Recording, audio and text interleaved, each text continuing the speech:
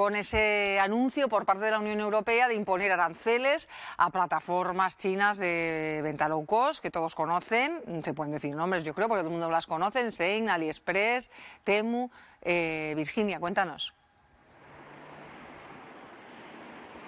Ayer comparecía el comisario encargado de la protección de los consumidores y decía que iba a instar el comisario iba a instar tanto al Parlamento como al Consejo para que aceleraran la tramitación de esa reforma aduanera para poner aranceles a los envíos de menos de 150 euros y estaban focalizándose en todas esas plataformas que tú comentabas, porque el año pasado 4.600 millones de euros, un total de pedidos por ese importe, y ninguno de esos pedidos superaba los 22 euros y el 91% venía desde China.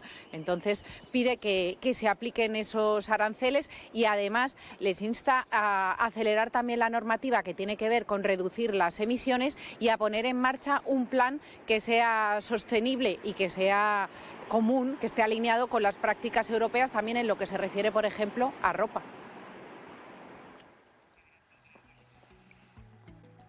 ¿Qué es lo que mueven estas plataformas en el mercado español? Por ejemplo, bueno, pues ya les doy un dato. Shein en 2023 facturó más de 700 millones de euros. Ocupa el 11% del comercio online en nuestro país. Pero no hablamos solo de Shein, hablamos, como bien avanzábamos antes, de otras plataformas como Temu, AliExpress.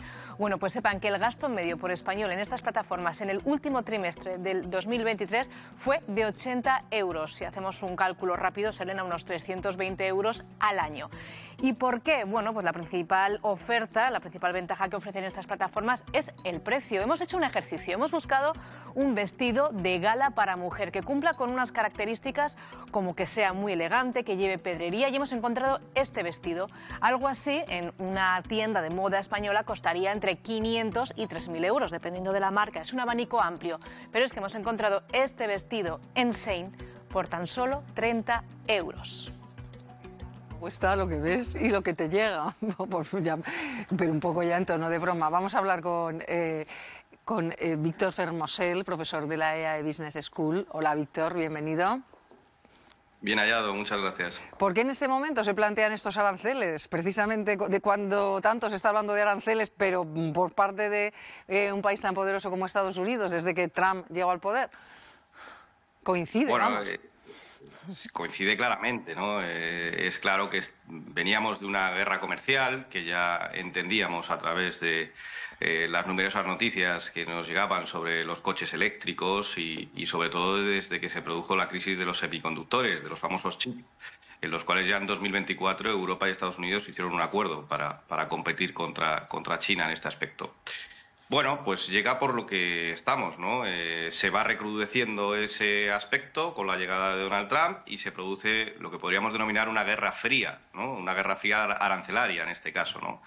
Que trata de imponer cada uno su visión de la economía y al fin y al cabo poder negociar en una posición más fuerte.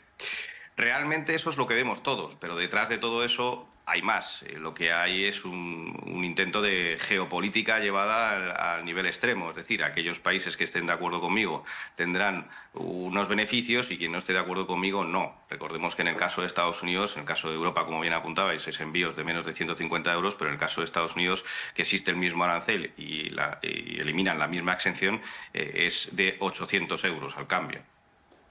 Por tanto, puede ser una estrategia, llegará a aplicarse, no llegará a aplicarse, ¿qué consecuencias puede tener para Europa, para España? Aquí, ¿qué puede ser? ¿Potenciar el comercio dentro del país o dentro de la Unión Europea?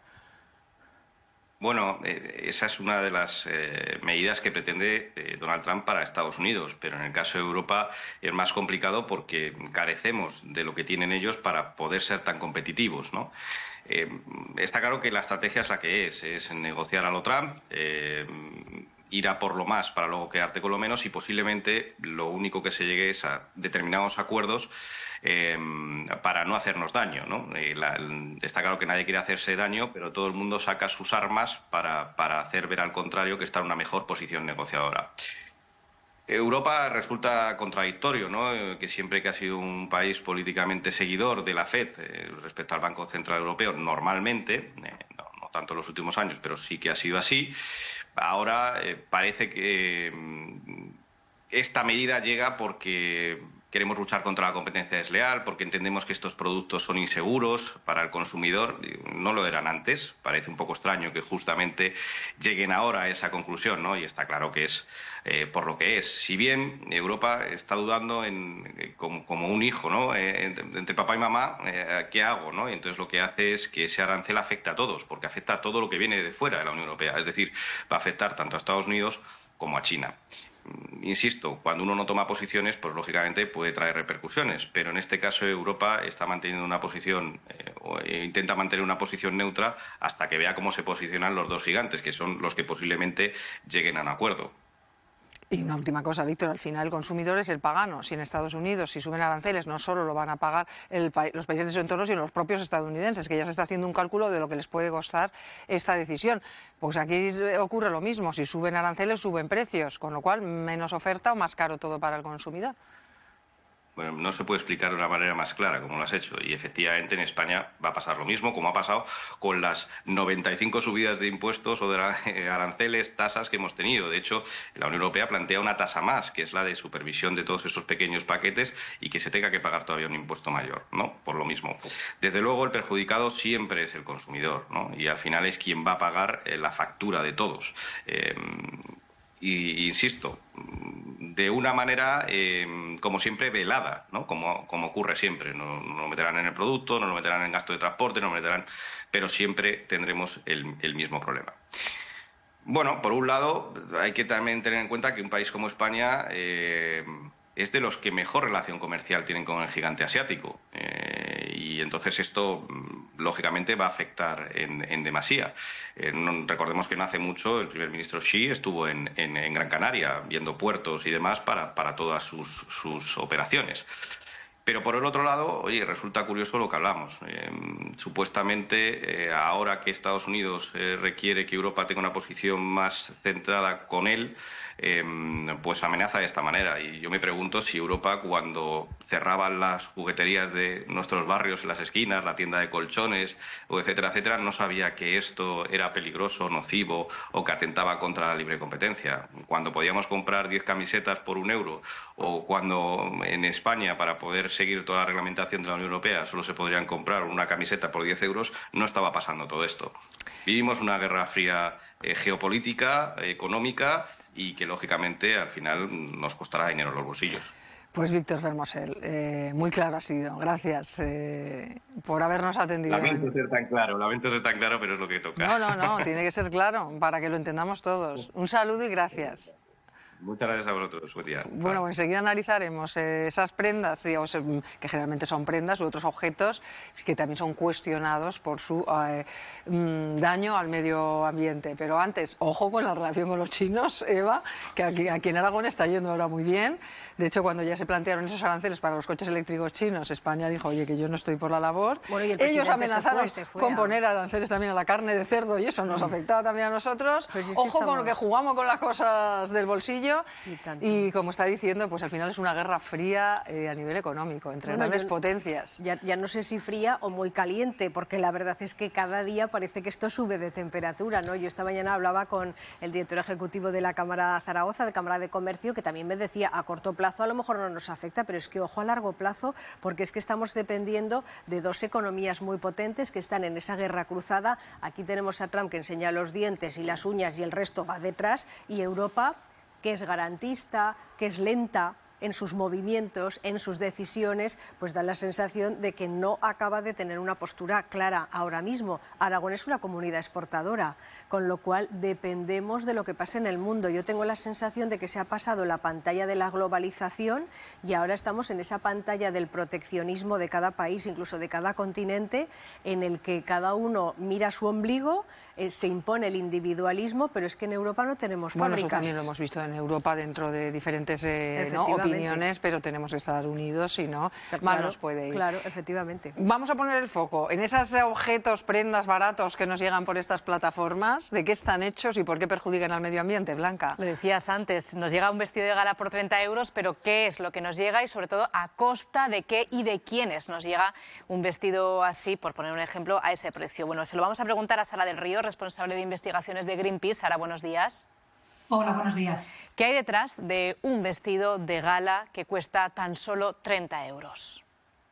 Bueno, pues lo que hay detrás de un vestido de gala que cuesta solo 30 euros es un modelo de producción que no que no presta atención, por ejemplo, a las normativas de los países a los que va a exportar estas prendas. En el caso concreto, por ejemplo, de Shein, Greenpeace hizo una investigación en torno a las prendas que estaban llegando a Europa y se compraron 45 prendas para analizar hasta qué punto estaban cumpliendo la normativa que tiene que ver con la presencia de sustancias químicas peligrosas en las prendas. Y se pudo determinar que para el 15% de las prendas, para 7 de las 45, los niveles de sustancias químicas se rebasaban y en ocasiones hasta se duplicaban o se multiplicaban por hasta 100 veces los niveles que se consideran seguros según la normativa europea. Y esta es una de las razones, por ejemplo, que pueden ayudar a abaratar las prendas, no contemplar la seguridad de estas prendas, la normativa de los países a los que van destinadas.